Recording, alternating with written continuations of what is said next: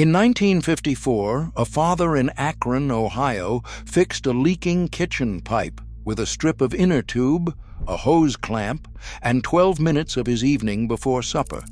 The repair held for 26 years.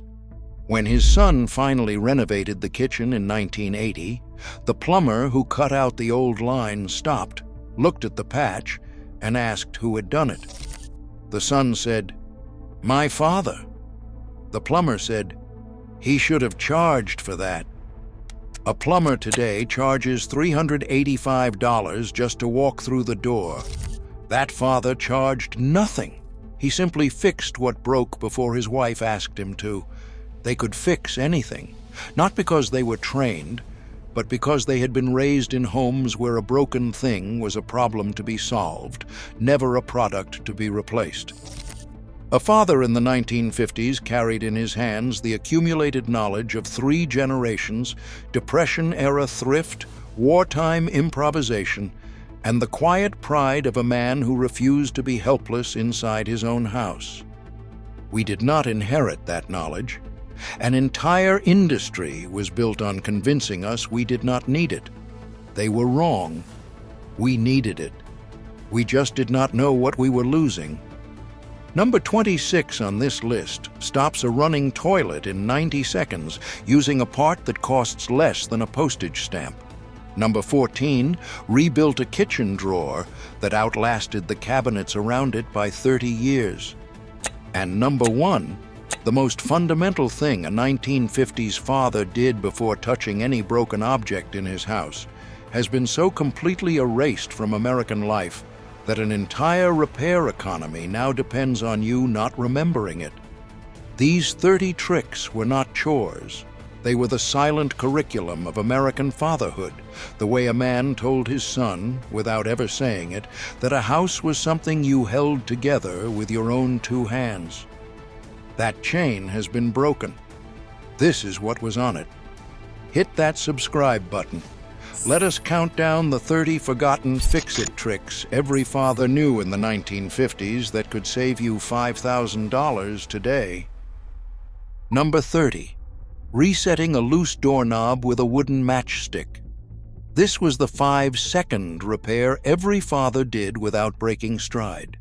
You backed the set screw out a quarter turn, slid 2 matchsticks into the worn hole, snapped them flush, and drove the screw back in.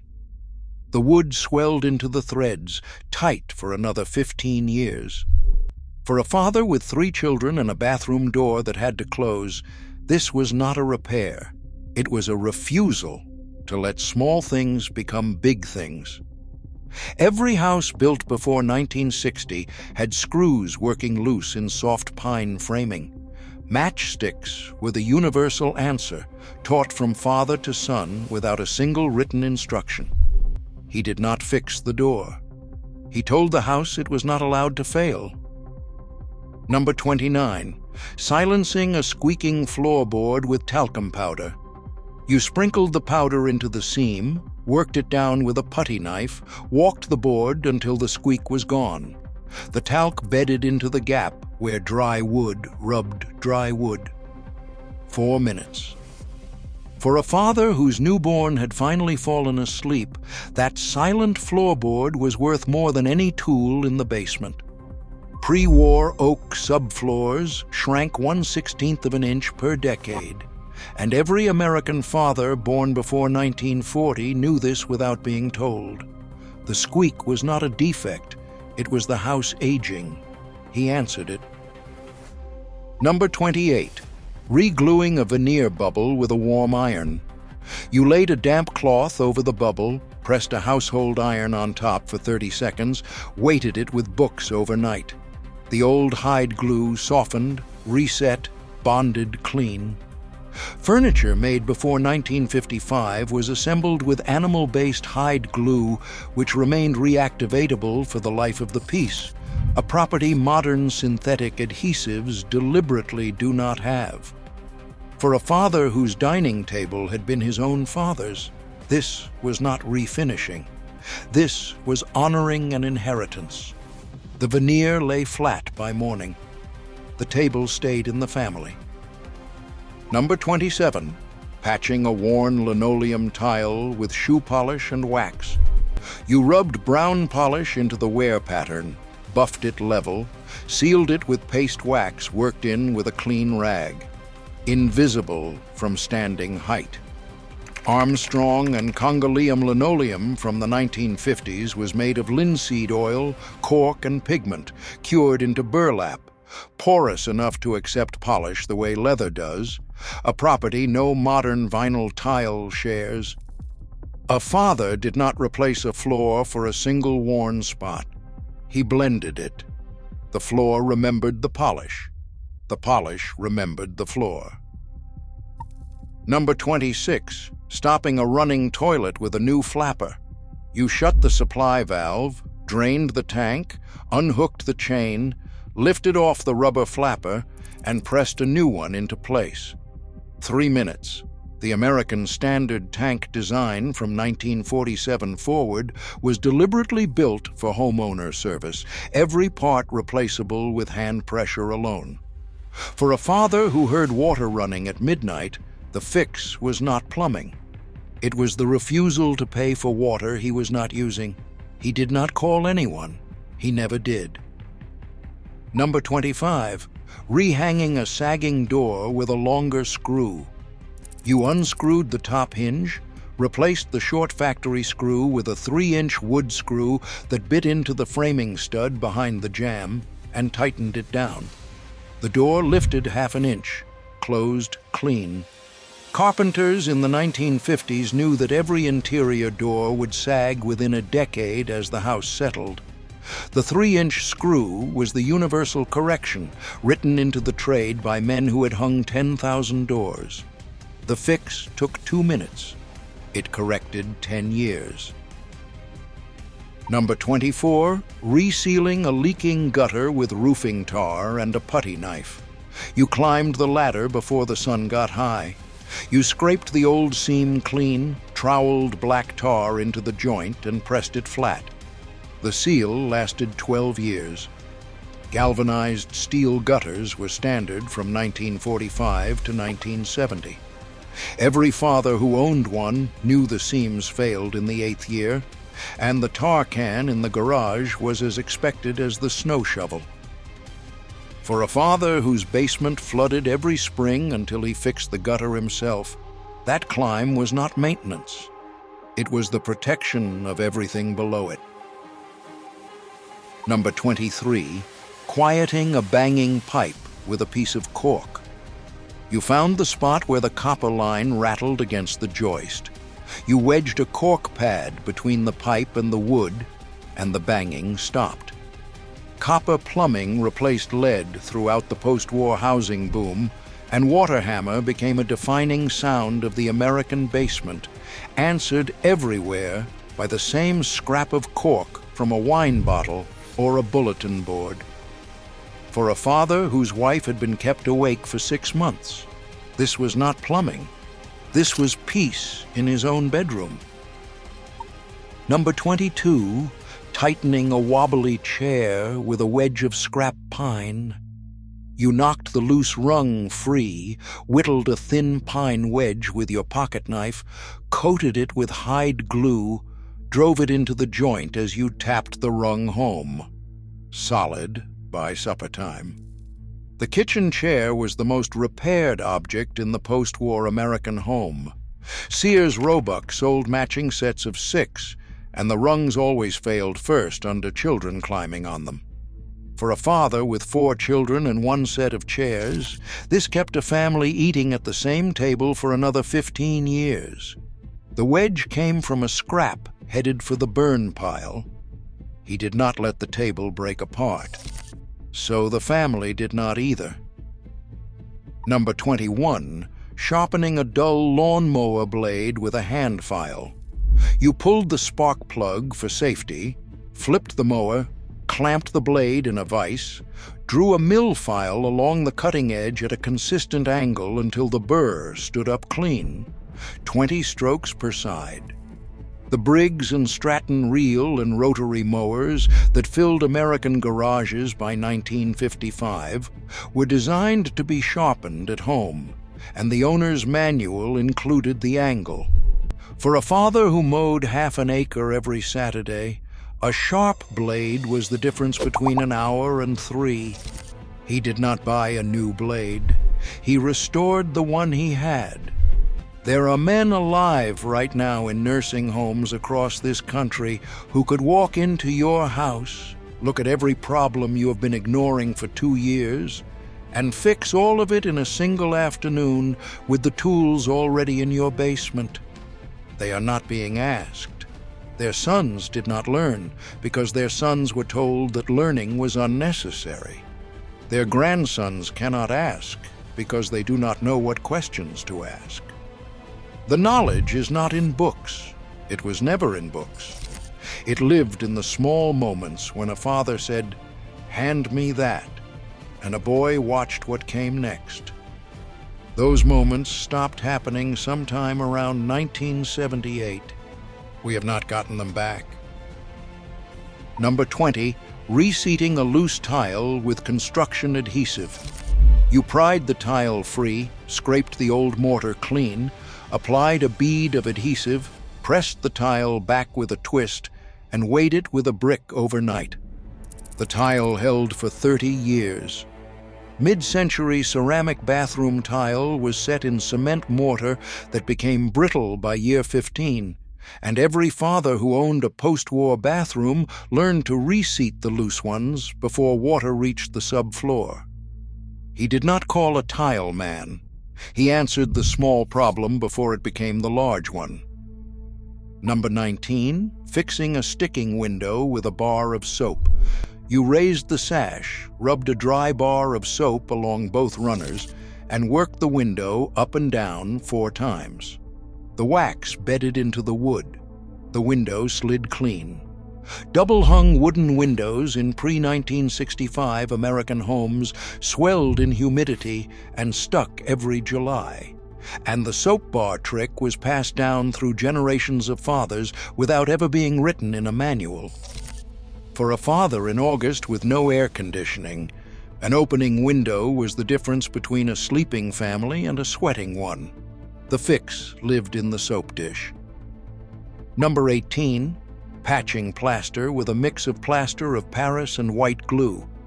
You scraped the crack open into a clean V, dampened the edges with a wet sponge, troweled the mix into the gap, and feathered the edge flat. Sanded the next day, painted the day after. Lath and plaster walls were standard in American homes built before 1955, and they cracked along the same stress lines in every house. Fathers learned the V-cut from older men in the neighborhood without ever taking a class. The crack was not a flaw, it was the house breathing. He answered it.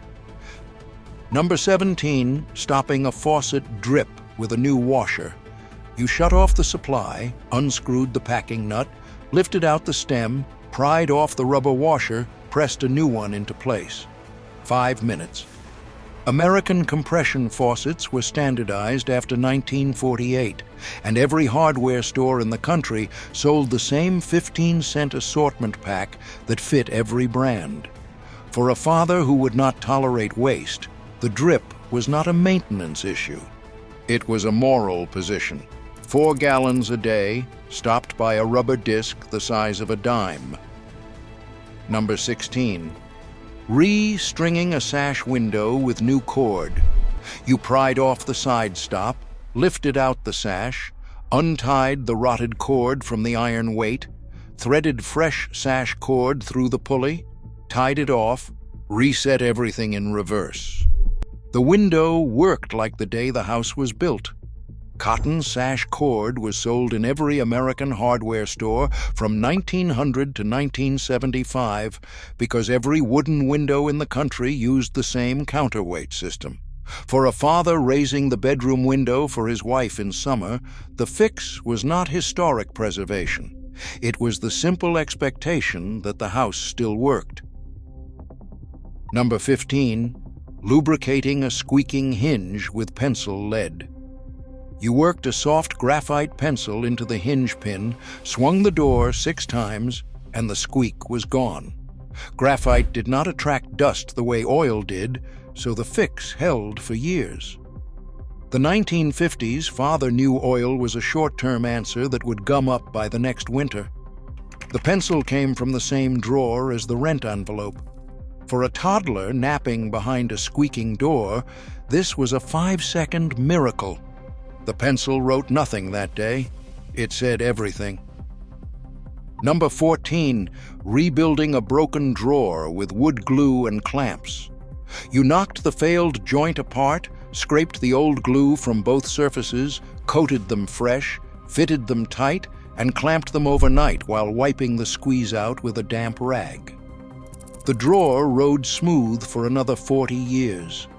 Post-war American kitchen cabinets were built with dovetailed drawers, expected to be re-glued by the homeowner every 20 years. The joint was designed for repair, not replacement. For a father whose wife stored every recipe she owned in that drawer, the repair was not woodworking. It was the preservation of order. Number 13, stopping a leaking pipe with a rubber patch and hose clamp. You wrapped a strip cut from an old bicycle inner tube around the leak, cinched 2 hose clamps tight on either side of the pinhole, and the line held until the next renovation.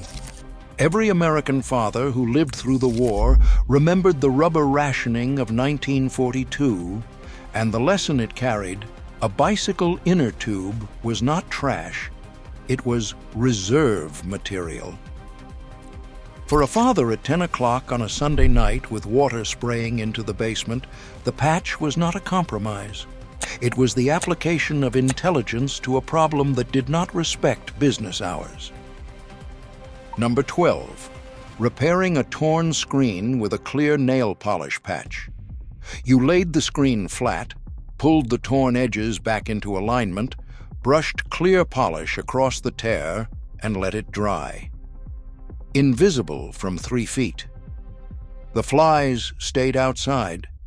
Window screens in the 1950s were made of woven copper or galvanized steel, and the holes were small enough that nail polish, already in the medicine cabinet, could bridge the gap permanently.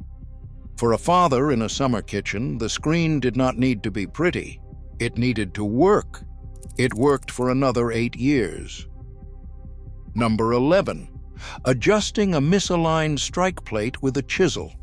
You marked where the latch hit the plate edge, removed the plate, deepened the mortise with 3 taps of a chisel, repositioned the plate, and the door latched clean. 8 minutes. American residential doors built before 1970 used cast brass strike plates that could be moved 1/16 of an inch by anyone with a chisel and a hammer. The design assumed a homeowner who would adjust as the house settled. He did not buy a new lock set. He moved the plate. The chisel was the same one his father had used.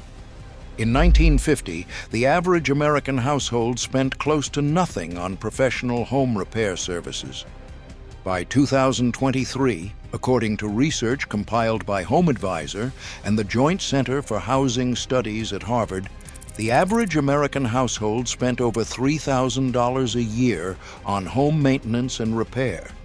The Institute for Justice has documented that over 800 occupational licenses now exist at the state level, up from fewer than 50 in 1950, requiring an average of 14 months of training and $900 in fees before a man is legally permitted to perform a skill he may already possess.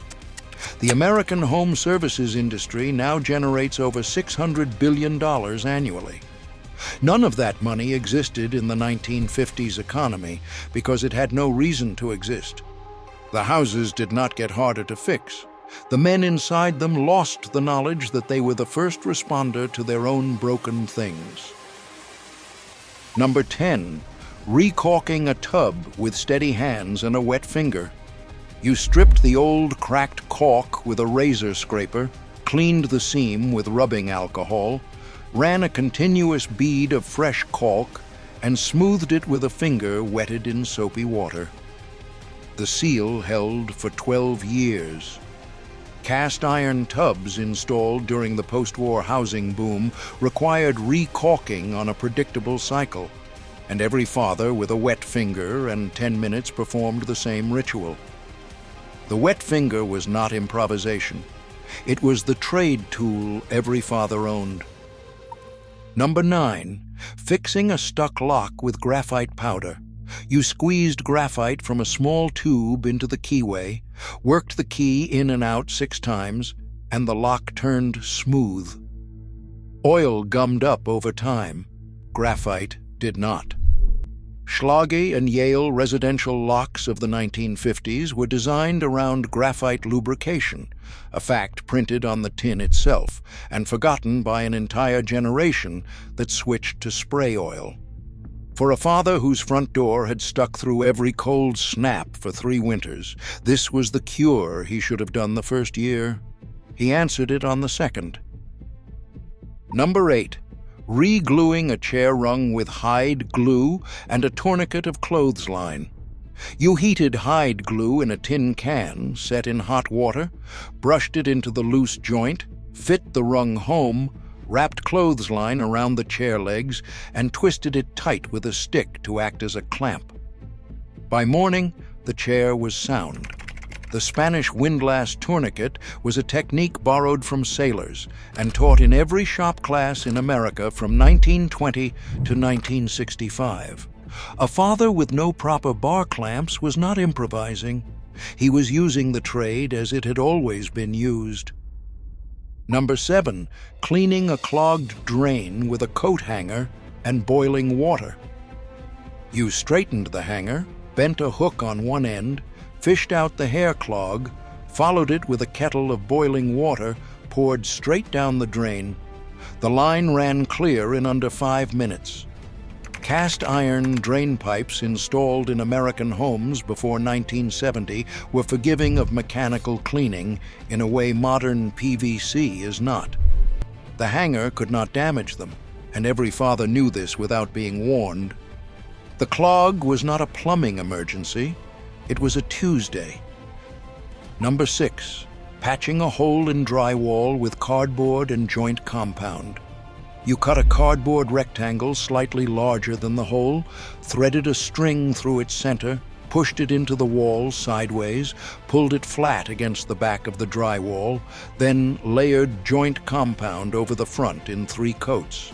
Sanded, smooth, painted. The patch was invisible. Drywall replaced plaster in American construction during the 1950s, and the cardboard string technique was developed in the trade within months of its adoption. Every father who hung a single sheet learned it.